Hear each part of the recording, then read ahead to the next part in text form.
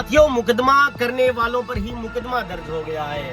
जी हाँ दोस्तों, राजस्थान के हनुमानगढ़ जिले की तहसील है भादरा, उसमें थाना लगता है भिरानी थाना। भिरानी थाना के जुरिडिक्शन में गांव आता है सेरडा, जो सबसे अंतिम छोर पर बसा हुआ गांव है, और उसके बाद में हरियाणा शुरू हो जाता है। साथियों, घटना जो है वो 28 अक्टूबर 2025 की है। एक सुभाष जांगड़ा नाम का एक ट्रांसपोर्टर अपने घर पे आता है, अपने घर वालों के साथ राजी खुशी 2-3 दिन व्यतीत करता है। उसके बाद में 31 अक्टूबर को एक पुलिस की गाड़ी आती है काले रंग की, और वो जो है सुभाष जांगड़ा के घर में जबरन घुस जाती हैं और उसको कहती हैं कि तू तो बहुत बड़ा ट्रांसपोर्टर बन गया है, तूने तो बहुत माल इकट्ठा किया है, तेरा तो लड़का भी पायलट बन गया है, तो तू हमें कुछ भी माल हमें भी दे दे।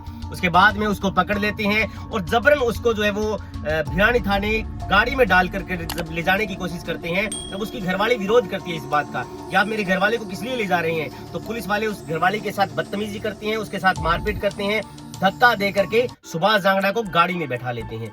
गाड़ी में बैठाने के बाद वो सुभाष जांगड़ा को पुलिस थाने ले जाते हैं और कहते हैं कि तूने तो बहुत माल कमाया है, बहुत पैसे कमाए हैं, कुछ हमें भी माल दे दे। सुभाष जांगड़ा कहता है कि मैं आपको किस बात का माल दे दूं, अगर मैंने पैसा कमाया तो आपके लिए थोड़ी कमाया है, आपको सरकार तनख्वाह देती है, तो आप किस लिए मेरे ऊपर नाजायज प्रेशर बना रहे हैं। उसके साथ मारपीट करते हैं, बदतमीजी करते हैं और उसको धमकी देते हैं कि अगर तूने 7 लाख रुपए नहीं दिए तो तेरे ऊपर आर्म्स एक्ट का मुकदमा दर्ज कर देंगे। आर्म्स एक्ट जानते हैं आप क्या होता है? हथियार का, इलीगल हथियार का मुकदमा। उसको जबरन गाड़ी में बैठाती हैं पुलिस थाने के आगे, उसकी जो है वो जेब में एक पिस्टल रखती हैं कि ये आर्म्स एक्ट का मुकदमा लगा देंगे तेरे ऊपर। 2026 चल रही है साथियों, इतनी भोली तो नहीं है जनता। वो सुभाष जांगड़ा हताहत होकर के घर पे नहीं बैठता है, वो परेशान जरूर हो जाता है, वो अपने आप में जो है वो बेइज्जती महसूस करता है। बेइज्जती महसूस करने के बाद जब उसके अंदर का जमीर जागता है तो पुलिस वालों के गाटे लग जाते हैं। वो क्या करता है पता है आपको?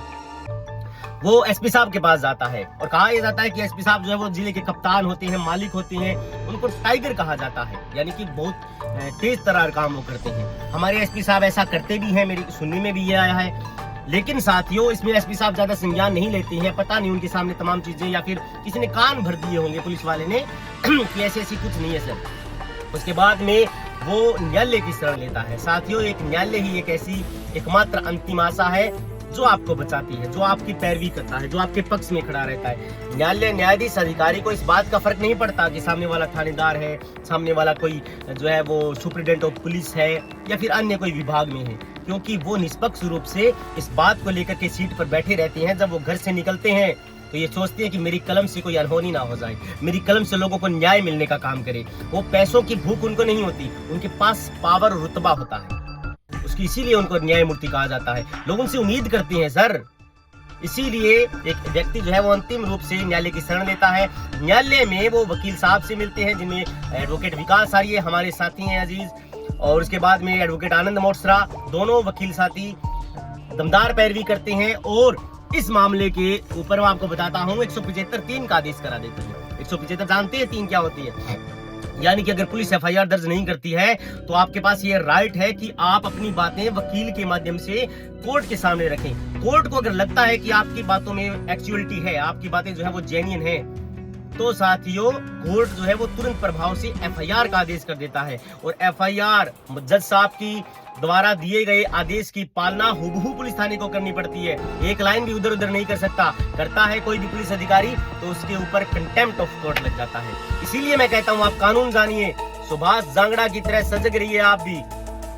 उस साथी ने हिम्मत दिखाई, उस साथी ने हौसला दिखाया। मेरा वीडियो बनाने का सीधा सा मकसद ये है साहब कि लोगों में जो पुलिस या जबरन सिस्टम का जो खौफ बना हुआ है अनावश्यक रूप से, वो खौफ आप जो है वो रिलीज करें। अगर आपको कानून का पता नहीं है तो आप कानून को जाने, वकील साथियों से मिले। आप ये नहीं है, कानून की किताबों में कहा गया है कि अन्याय सहकर बैठे रहना यह महादुष्कर्म है, न्यायार्थ अपने बंधु को भी दंड देना धर्म है। यानी कि चुपचाप मत बैठिए अगर पुलिस ने आपके साथ बदतमीजी करी है, गाली गलौज करी है तो। 2026 चल रहा है सर, अगर ठीक से जांच बैठ जाती है तो पुलिस के अधिकारी दोबारा से अपने बदन पर खाकी वर्दी नहीं पहनते। इस प्रकार से थाना अधिकारी ने जबरन जो है वो लोगों के साथ बदतमीजी करने का काम किया, उनके ऊपर एफआईआर दर्ज हो गई है सर। इसीलिए मैं कह रहा हूं कि मुकदमा दर्ज करने वालों पर ही मुकदमा दर्ज हो गया। उनके नीचे 2 अधीनस्थ कर्मचारी हैं, उनके ऊपर ही मुकदमा दर्ज हो गया है।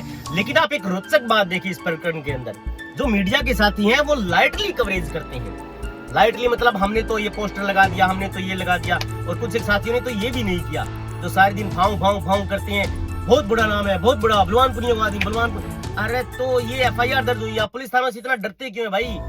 पब्लिक प्रॉपर्टी है पुलिस थाना। लेकिन आप इस प्रकार से पुलिस के हिमायती बने हुए हैं, आम जनता के हिमायती बनिए। आप आम जनता के पक्ष में इस बात को लेकर के खड़े रहिए कि पुलिस थाना अगर बेगैरत करे, बदतमीजी करे, तो उनके खिलाफ भी एफआईआर दर्ज की जा सकती है।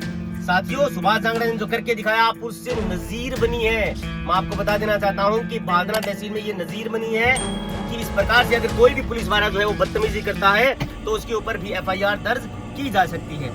साथियों, ये जो लाइटली मोड में चीजों को सल्टा देती हैं, आपने सुभाष जांगड़ा का इंटरव्यू लिया क्या? आपको लेना चाहिए था, आपको चीजों को एक्सपोज करना चाहिए था, पुलिस अधिकारियों को एक्सपोज करना चाहिए था कि सर क्या घटना हुई है। आप बाइक लेकर के पुलिस थाने में जाइए ना, आप बाइक लेकर के सुभाष जांगड़ा के घर जाइए। लेकिन नहीं, इनको तो मड़ाई चाटने से मतलब है, कुछ एक पत्रकार साथियों को तो। कमाल की बात कर रहे हो यार आप जनता के पक्ष में बात करिए।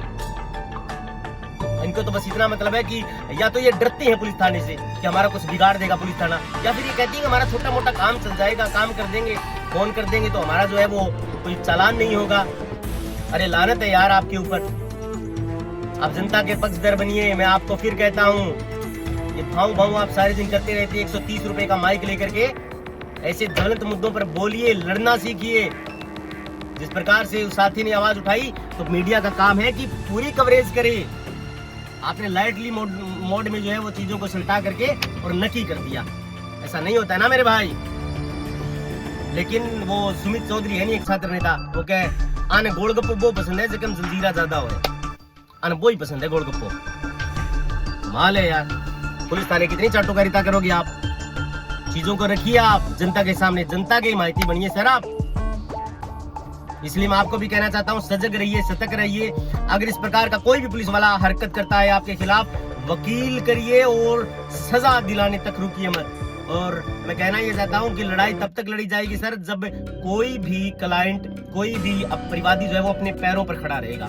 जिस दिन आप पैर छोड़ दोगे, डर जाओगे, मायूस हो जाओगे, वकील आपकी कितनी मदद करेगा सर। इसलिए बेखौफ होकर के लड़िए, जीना है तो लड़ना सीखिए। Thank you.